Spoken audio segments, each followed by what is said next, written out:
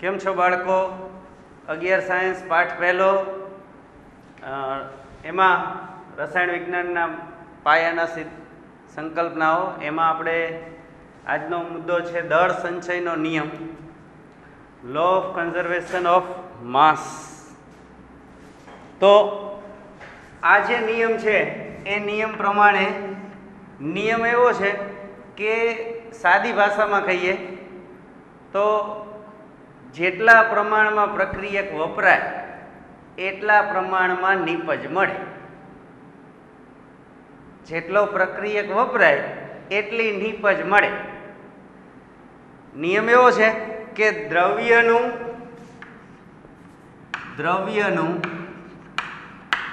સર્જન કે વિનાશ શક્ય નથી. એન્ટોની લેવોઇઝર 1789 એન્ટોની લેવોઝિયર અથવા લેવોઇઝર એન્ટોની લેવોઝિયરે આ નિયમ આપ્યો. હવે જ્યારે આઇન્સ્ટાઈને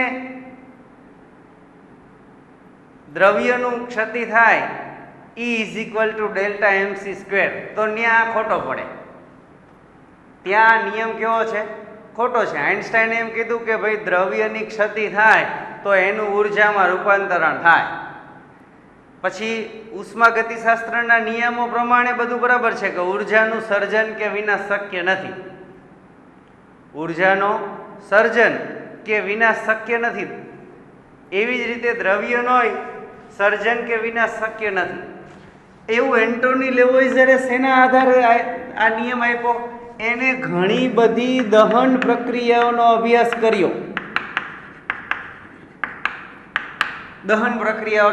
કર્યો. અને એ પ્રક્રિયાઓને પરિણામે એને કાર્બનનું દહન કર્યું. કોલસો સળગાવ્યો, 12 ગ્રામ કોલસો લીધો. શું કામ? તો કે ભાઈ એની અંદર કાર્બનના 6.022 × 10⁻23 કાર્બન પરમાણુ હોય. એવી જ રીતે 32 ગ્રામ હવાનો ઓક્સિજન જે છે એ ઉપયોગમાં આવે છે અને કાર્બન ડાયોક્સાઇડ વાયુ બને છે.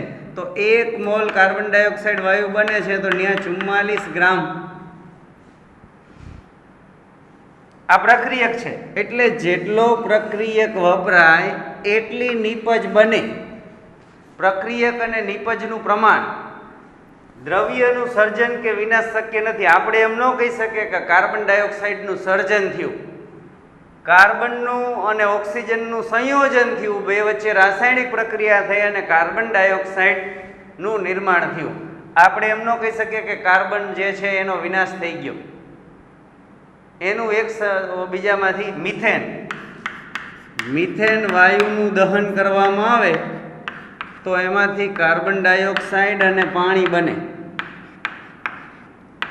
સમીકરણને સંતુલિત કરીએ તો 16 ગ્રામ મિથેન વાયુનું દહન થાય, 64 ગ્રામ ઓક્સિજન વાયુનો ઉપયોગ થાય, એટલે 44 ગ્રામ કાર્બન ડાયોક્સાઇડ અને 36 ગ્રામ પાણીની બાષ્પ ઉદ્ભવે. તો આજે આવી ઘણી બધી દહન પ્રક્રિયાનો એન્ટોની લેવોઇઝરે અભ્યાસ કર્યો અને એ અભ્યાસને પરિણામે એને એવું તાર્યું કે દ્રવ્યનું સર્જન કે વિનાશ શક્ય નથી. આપણે આ જે નિયમ છે એ રાસાયણ વિજ્ઞાનમાં ક્યાં ઉપયોગ આવે છે?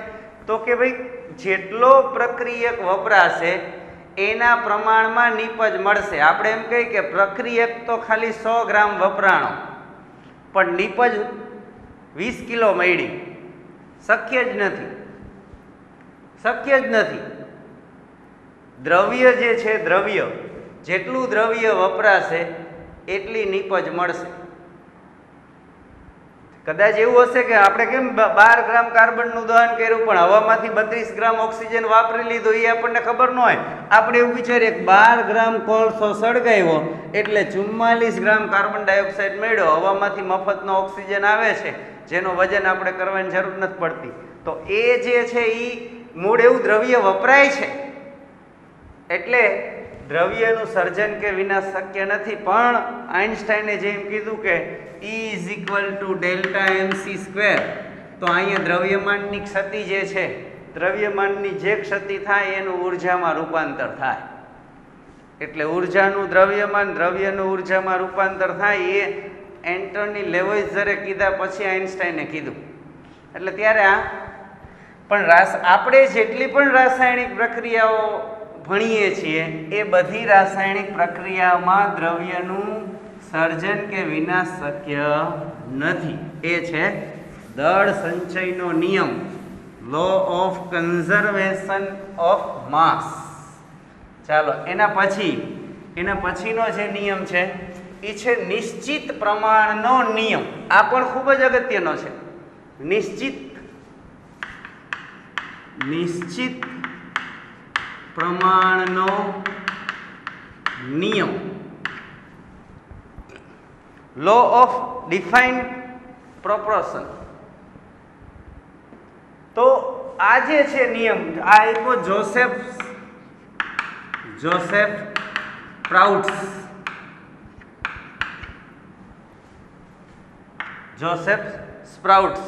જોસેફ સ્પ્રાઉટ્સે એવું કીધું, સ્પેલિંગ મિસ્ટેક. તો એને એમ કીધું કે ભાઈ કોઈ પણ સંયોજન હશે, એ સંયોજનની અંદર તત્વોનું પ્રમાણ જે છે એ નિશ્ચિત હશે. કોઈ પણ સંયોજનમાં જો એમનું કીધું કે સંયોજન હંમેશા, નિયમ આવો છે, સંયોજન હંમેશા વજનથી સરખા પ્રમાણમાં તત્વો ધરાવે છે. વજનથી સરખા પ્રમાણમાં તત્વો ધરાવે છે. કોઈ પણ સંયોજનમાં હંમેશા કોઈ પણ તત્વનું પ્રમાણ જે છે એ એના વજનથી સરખા પ્રમાણમાં હોય. એના માટે એને જુદા જુદા નમૂનાઓ એકત્રિત કર્યા. અને એ જે નિયમ છે જો શું કહેવા માંગે છે કે અહીંયા તમને એક ઉદાહરણ આપ્યું છે, ઉદાહરણથી સમજીએ પછી આપણે અન્ય ઉદાહરણ જોઈએ. જોસેફ સ્પ્રાઉટ્સે કોપર કાર્બોનેટ, આ કોપર કાર્બોનેટના 2 નમૂના મેળવ્યા. એક નમૂનો કે પ્રયોગશાળામાં એનું સર્જન કર્યું, બનાવેલ નમૂનો, પ્રયોગશાળામાં જે નમૂનો એને બનાવ્યો હતો એ નમૂનો, અને બીજો એક નમૂનો જે છે એ કુદરતી રીતે કોપર કાર્બોનેટ મળી આવે છે. તો કુદરતી રીતે મેળવેલ નમૂનો, 2 કોપર કાર્બોનેટ જ છે. તો આ 2 copper carbonate CuCO3 copper carbonate. એટલે હવે આ 2 નમૂનાની અંદર કાર્બનનું પ્રમાણ કેટલું છે?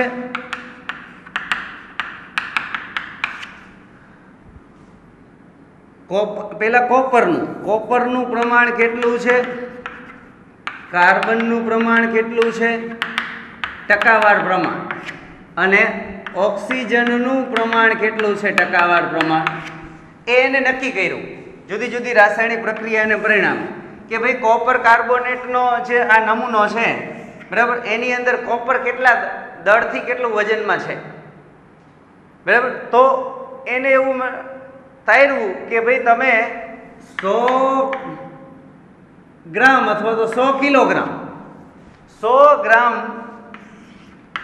કોપર કાર્બોનેટ લેશો તો એની અંદર કોપરનું પ્રમાણ જે છે એ 51.35% એમાંથી કોપર તમને મળશે. એ જો તમે 100 ગ્રામના બદલે 100 કિલો લ્યો તો, એટલે સમજાણું પ્રમાણ વજનથી સરખા પ્રમાણમાં. જો તમે 100 કિલો લ્યો તો 51 કિલો કોપર હોય. કોપર કાર્બોનેટ જો તમે 100 કિલો લો તો એની અંદર કોપર જે છે એ કેટલું હોય, 51 કિલો ને 350 ગ્રામ હોય. જો 50 કિલો લ્યો તો 25.5 કિલો, 50 કિલો કોપર લ્યો તો બસ એવી રીતે. એટલે 100 ગ્રામ કોપરની અંદર, કોપર કાર્બોનેટની અંદર કોપરનું પ્રમાણ 51.35% હોય. 51.35%. કાર્બનનું પ્રમાણ જે છે એ કાર્બનનું પ્રમાણ 9.74%. જો તમારા પાઠ્યપુસ્તકમાં કદાચ અહીંયા પહેલાં જૂના અત્યારે નવા જે નવી એડિશન બહાર પાડી એમાં કદાચ અહીંયા કાર્બનનું પ્રમાણના બદલે અહીંયા ઓક્સિજનનું પ્રમાણ લખ્યું હશે, તો અહીંયા સુધારી અને અહીંયા કાર્બનનું પ્રમાણ 9.74% હોય. સમજીએ પછી આપણે આ સમજીએ. 9.74% કાર્બન હોય. ઓક્સિજન જે છે એ કેટલો હોય તો કે ભાઈ 38.91%. 38.91%. પછી એવી જ રીતે એને જે કુદરતી રીતે જે નમૂનો મળ્યો કોપર કાર્બોનેટનો, એમાં એને કોપરનું પ્રમાણ નક્કી કર્યું તો એ 51.35% આવ્યું. કાર્બનનું પ્રમાણ નક્કી કર્યું તો એ 9.74% આવ્યું. અને ઓક્સિજનનું પ્રમાણ નક્કી કર્યું તો એ 38.91% આવ્યું. હવે આમાંથી આપણે કોઈ એક તત્વનું પ્રમાણ જાણતા હોય અને અણુસૂત્ર જાણતા હોય તો આપણે એ તત્વ જે છે એ અણુસૂત્ર એનો અણુભાર પણ મેળવી શકીએ. જો અહીંયા આપણને આ દરેકના અણુભાર જો ખબર છે, મને આનો અણુભાર ખબર છે, કોપરનો અણુભાર છે 63.5, આમ તો 63.54 છે. કાર્બનનો અણુભાર છે, આ કોપરનો અણુભાર 63.54 ગ્રામ પ્રતિ મોલ, અથવા તો એટમિક માસ યુનિટ AMU, અથવા બીજી રીતે લખવું હોય તો ખાલી મ્યુ. આ પણ લખી શકાય, AMU પણ લખી શકાય અને ગ્રામ પ્રતિ મોલ પણ લખી શકાય. કોપરનું અણુભાર, પરમાણુ ભાર, મોલર દળ, કાર્બન 12 ગ્રામ પ્રતિ મોલ અને ઓક્સિજન 16 ગ્રામ પ્રતિ મોલ. હવે આનું કુલ મોલર દળ કેટલું થશે તો કે કોપર એટલે કે 63.54 વત્તા 12 વત્તા 16 તેરી 48 123.54. કોપર કાર્બોનેટનું મોલર દળ અણુભાર 123.54 ગ્રામ પ્રતિ મોલ થાય. હવે એમાં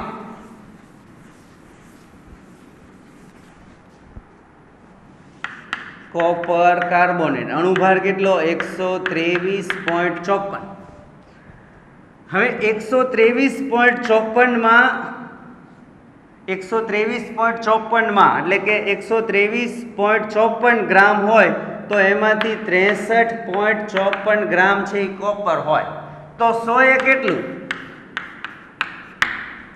તો 63.54 ગુણ્યા 100 ના છેદમાં 123.4 એટલે જવાબ આવે 51.35%. એવી જ રીતે કાર્બનનું પ્રમાણ જાણવું હોય તો 123.54 ને 12 ગ્રામ તો 100 એ કેટલું 1200 ભાગ્યા એટલે 12 ગુણ્યા 100 એમ 1200 ભાગ્યા 123.54 એટલે જવાબ આવશે 9.74. એવી જ રીતે ઓક્સિજનનું પ્રમાણ જાણવું હોય તો 123.54 ને 16 તેરી 48 તો 100 એ કેટલું 4800 ભાગ્યા 123.54 એટલે જવાબ આવશે 38.91%.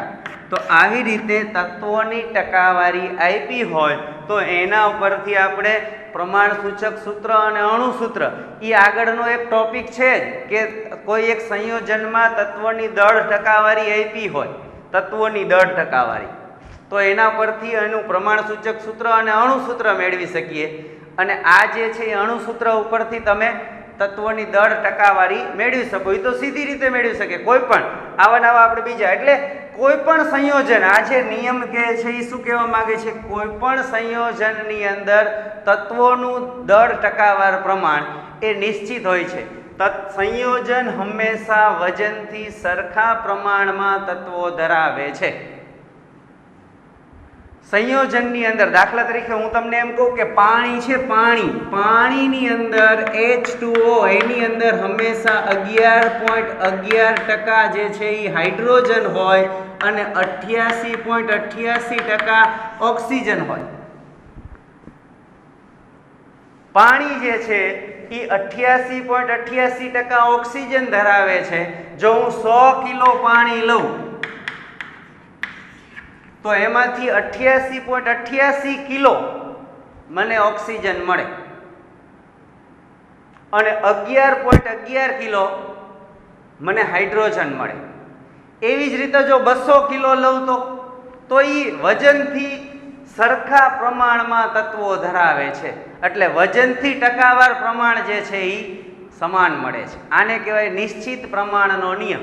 કોઈ પણ સંયોજનમાં એ સંયોજન પછી તમે પ્રયોગશાળામાં બનાવો તોય ભલે કે કુદરતી રીતે મળી આવતું હોય ભલે, એક રીતથી બનાવો તોય ભલે કે બીજી કોઈ રીતથી બનાવો, કે કાર્બનનું દહન થઈને કાર્બન ડાયોક્સાઇડ વાયુ બનતો હોય તોય ભલે, કે અન્ય કોઈ તમે કાર્બન દ્વારા રિડક્શન પ્રક્રિયા કરો છો, ધાતુના ઓક્સાઇડનું રિડક્શન કરો છો અને એમાંથી કાર્બન ડાયોક્સાઇડ મળે છે.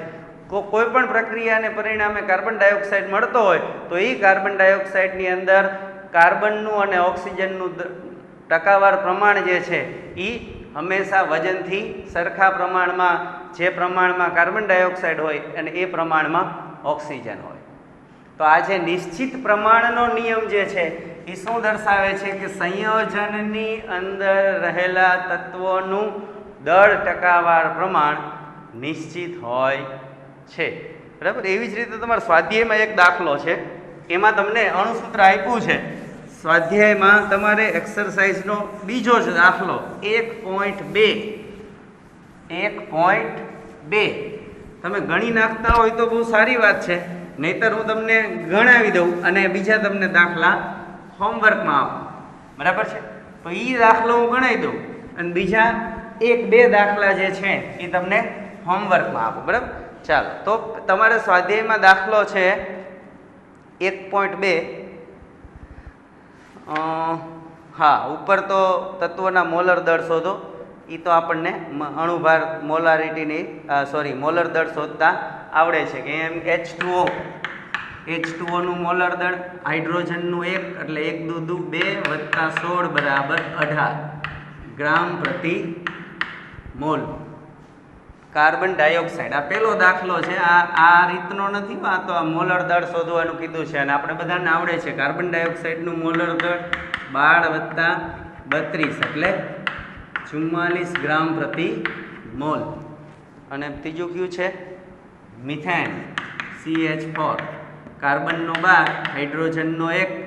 અને જો આના અણુભાર જે છે, દરેક પરમાણુ ભાર તમારે પાના નંબર 233 ઉપર પાછળ કોષ્ટકમાં આપેલા છે અને આપણને જે જનરલી દરરોજ કરીએ છીએ એના પરમાણુ ભાર અને જે રેગ્યુલર તત્વ સંયોજનો આપણે ઉપયોગમાં લઈએ છીએ એના અણુભાર આપણને લગભગ યાદ જ હોય છે. 4 એટલે 16 ગ્રામ પ્રતિ મોલ.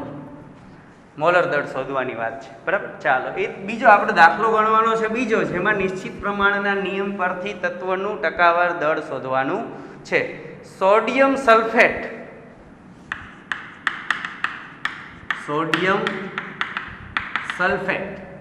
સોડિયમ સલ્ફેટ એટલે Na2SO4. સલ્ફેટ એટલે SO4 અને સોડિયમ Na. સલ્ફેટનો આ જે છે વીજભાર -2 છે એટલે સોડિયમ છે એ Na2. અણુસૂત્ર તમારા બુકમાં આપેલું છે Na2SO4. સોડિયમ સલ્ફેટની અંદર આ રહેલા તત્વોનું ટકાવાર દળ પ્રમાણ શોધવાનું છે કે આમાં કેટલા ટકા સોડિયમ છે, કે સોડિયમ સલ્ફેટમાં કેટલા ટકા સોડિયમ છે, કેટલા ટકા સલ્ફર છે અને કેટલા ટકા ઓક્સિજન છે. તો પહેલાં તો આ જે છે આનો અણુભાર શોધવાનો. અણુભાર કેટલો થાય? તો કે ભાઈ સોડિયમનો અણુભાર છે 23, સલ્ફર 32 અને ઓક્સિજન 16. ઓક્સિજન 16. અહીંયા પાછળ ગ્રામ પ્રતિ મોલ બધાનો એકમ ઈ છે, બરાબર.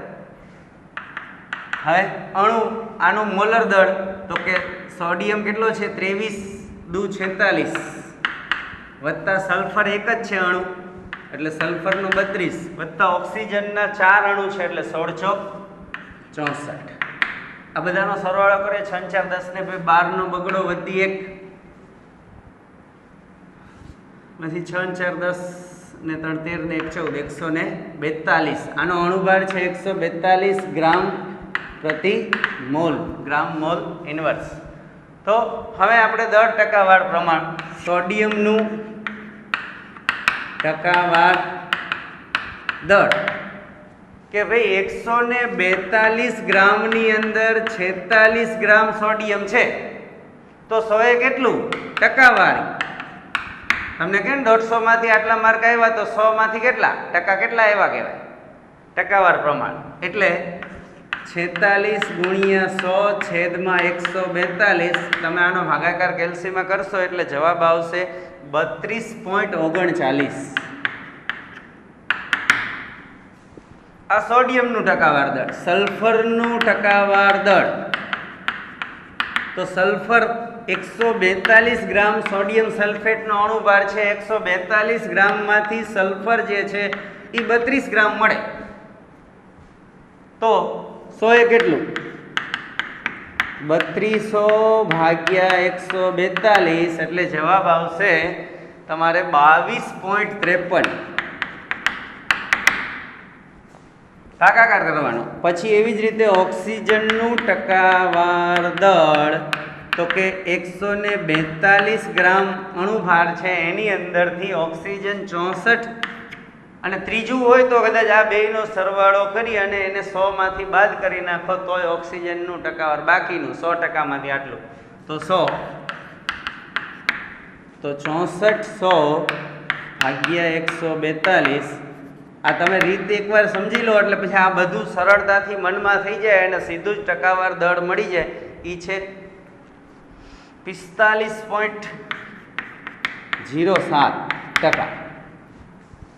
તો આવી જ રીતે તમારે H2SO4 એની અંદર તત્વનું દળ ટકાવાર શોધવાનું છે. એના પછી CH3COOH આમાં કાર્બનનું શોધો તો આ કાર્બન 2 છે, હાઇડ્રોજન 4 છે અને ઓક્સિજન 2 છે એમ શોધવાનું. કારણ કે આમાં પછી એમ થાય કે આ ઓક્સિજન 1 ને 1 એમ આ બે ઓક્સિજન જ ગણે, બરાબર છે. એટલે કાર્બન, હાઇડ્રોજન અને ઓક્સિજનનું ટકાવાર દળ શોધવાનું છે. એવી જ રીતે અન્ય સૂત્રો જે છે એ સોડિયમ કાર્બોનેટ Na2CO3, બરાબર. તો આ ત્રણનું સંયોજનની અંદર તત્વોનું ટકાવાર દળ એ તમારે હોમવર્કમાં ગણતરી કરવાની છે. એટલે કે તમને નિશ્ચિત પ્રમાણનો નિયમ એ વધુ સરળતાથી તમે સમજી શકો. સંયોજન હંમેશા વજનથી સરખા પ્રમાણમાં તત્વો ધરાવે છે. એ છે નિશ્ચિત પ્રમાણનો નિયમ કે એ સંયોજન તમે કોઈ પણ રીતે બન્યું હોય એ બનવાની રીતે સાથે એને કંઈ મહત્ત્વ નથી, પણ સંયોજન જે છે શુદ્ધ સંયોજનની અંદર તત્વોનું જે પ્રમાણ છે એ વજનથી સરખા પ્રમાણમાં હોય છે, બરાબર. એટલે હવે આ સોડિયમ સલ્ફેટ તમે કોઈ પણ નમૂનો લેશો તો એમાં કહી શકો સોડિયમ સલ્ફેટના ગમે એટલાની અંદર 32.39% સોડિયમ હોય. એ પછી 1 ગ્રામ હોય તો 1 ગ્રામના 32.39% જે છે એ સોડિયમ ધરાવતું હોય, બરાબર છે. તો આ હતો નિશ્ચિત પ્રમાણનો નિયમ. એના પછીનો જે નિયમ છે એ છે આપણને ગુણક પ્રમાણનો નિયમ. એ જે છે એ આપણે આના પછીના વિડીયોમાં શીખશું. અસ્તુ.